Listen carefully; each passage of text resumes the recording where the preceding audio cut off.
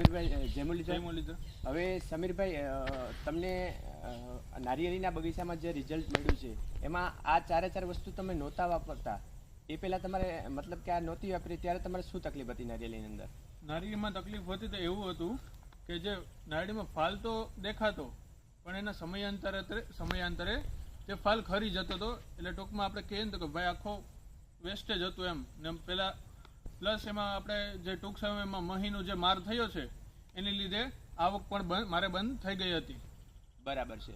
તો આ ધરતી વિટાનો તમે પિયતમાં ઉપયોગ કરો છો અને બાકીના આ ત્રણ વસ્તુનો સ્પ્રેમાં ઉપયોગ કરો છો.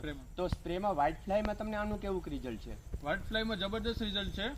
તેનું થોડુંક આપણે ઓર્ગેનિક પ્રોડક્ટ છે એટલે થોડી એવી વાર લાગે 2-3 દિવસની ઝાડકીને અસર કરતા. પ્લસ એનું રિઝલ્ટ આપણે કહી શકીએ કે નહીં, કોઈ બી ખેડૂત એને વાપરે બરાબર તો 100% એને રિઝલ્ટ મળે, પણ તેને નિયમિત રીતે વાપરો તો.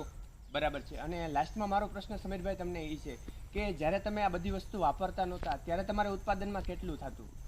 મારે ઉત્પાદનમાં મારે અંદાજે જોઈએ ને તો 2000 જેવું આ બગીચામાંથી નીકળતું હતું. બરાબર છે. અને આ વસ્તુ તમે રેગ્યુલર છેલ્લા 8 મહિનાથી કન્ટિન્યુઅસ કરો છો, તો અત્યારની પરિસ્થિતિ શું છે? જાણે કે આપણે ધરતી વિટાનો આપણે છેલ્લા 8-9 મહિનાથી આપણે યુઝ કરીએ છીએ.